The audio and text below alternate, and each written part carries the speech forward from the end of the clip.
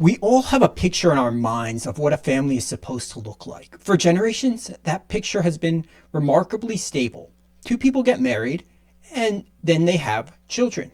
It's been the foundation of societies, the bedrock of civilizations. But what happens when an entire country decides to change the order of operations? What happens when having babies has almost nothing to do with getting married? And this isn't a theoretical question. In the nation of Chile, a radical social revolution is taking place, one that is completely redefining the family and pushing the country towards a demographic cliff. Chile is, in a sense, a nation of contradictions, nestled between the Andes and the Pacific. It is one of South America's richest and most stable countries. Yet it is undergoing a profound identity crisis driven by demographic collapse. The engine of any nation's future is its children, and Chile's engine is falling apart.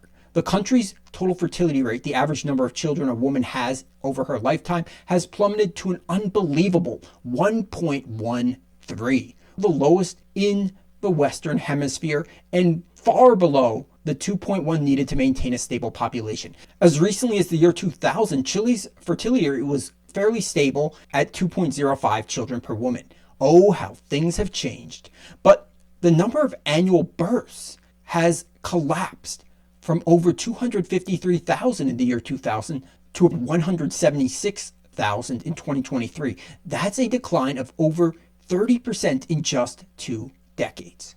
So where are all the babies? To understand that, you have to first understand the central thesis of Chile's story, the great divorce between marriage and births. In most of the world, a decline in marriage often leads to a decline in births. But in Chile, people didn't stop having babies because they stopped getting married. They just kept having babies without the paperwork. An astounding 75.1% of all children in Chile are now born outside of marriage, the highest rate in the entire world. But this isn't just a story about the collapse of family, but the collapse of a specific type of formal family structure.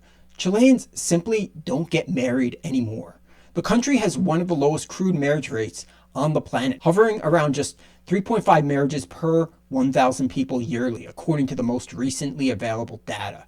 To put that in perspective, that's far lower than even some of the most secular nations in Europe, like France or Sweden. This cultural shift happened with breathtaking speed. It's hard to believe now, but divorce was actually only just legalized in Chile in 2004, making it one of the last countries in the world to legalize divorce.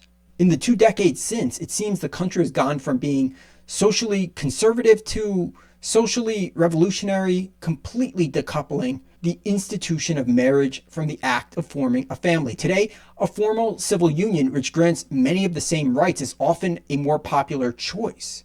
This has created a unique demographic situation. While having lots of children outside of marriage has kept the birth rate from hitting basically absolute zero, it hasn't been enough to stop the unprecedented decline. The result is a population that is aging at a stunning pace. The median age in Chile has shot up to around 37 years old, much older than its neighbors like Peru at 30 years old or Bolivia at 25. And this aging warps the country's population pyramid into a shape that signals future troubles. In 1990, Chile had a classic pyramid shape with a wide base of young people. By 2050, that pyramid is projected to look more like a column, or perhaps even a coffin, with the number of people over 60 tripling to make around 30% of the population.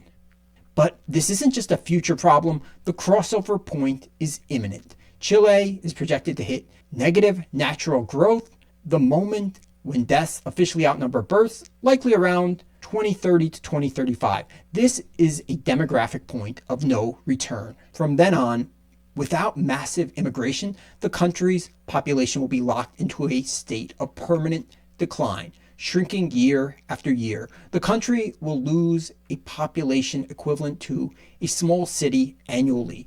But let's make this a little bit more concrete. This demographic inversion creates a brutal mathematical squeeze on the nation's finances. In the early 1990s, you had around 10 working age Chileans for every one person over the age of 65.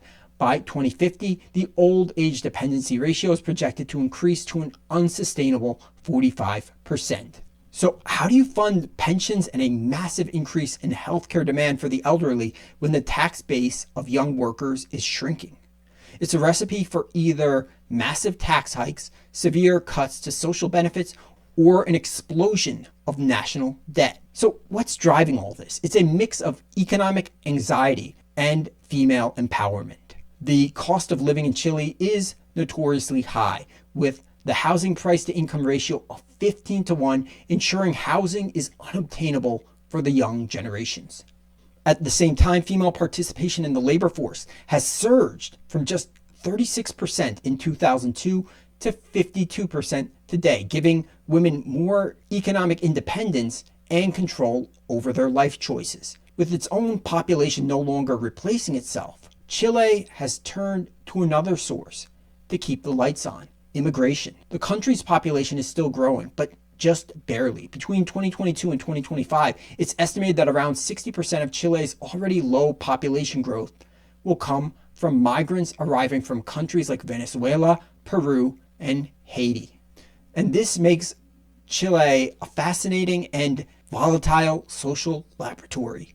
It's a nation whose demographic present is defined by Chilean babies being born outside of marriage, while its demographic future is largely supplied by immigrant families who often bring more traditional family values with them. So what does the future hold for Chile? Unlike Japan or Italy, Chile's story isn't one of vanishing people quite yet, but it is one of people undergoing a fundamental transformation. The old Chile, defined by conservative Catholic values and the traditional nuclear family, has all but disappeared in just one generation. The new Chile is secular, socially liberal, and built on family structures that would have been unthinkable 30 years ago. The question is whether this new model is sustainable. Can a nation thrive when its foundational social building block, the family, is so radically redefined in such a short period of time? Will Chile become a model for a post-marriage future where family is defined by bonds other than legal contracts? Or will it serve as a cautionary tale of what happens when a society's birth rate becomes untethered from its long-standing cultural anchors? The answer will not only shape the future of Chile, but it will also provide a fascinating glimpse into the future of family for the rest of the world. So how do you see Chile's demographic future playing out? Will their extinction level 1.1 birth rate fall even lower? Or is there a path for it to rise in the long term? Share your thoughts in the comments below, and please consider liking and subscribing. This has been Blinded by Logic. Thanks for watching.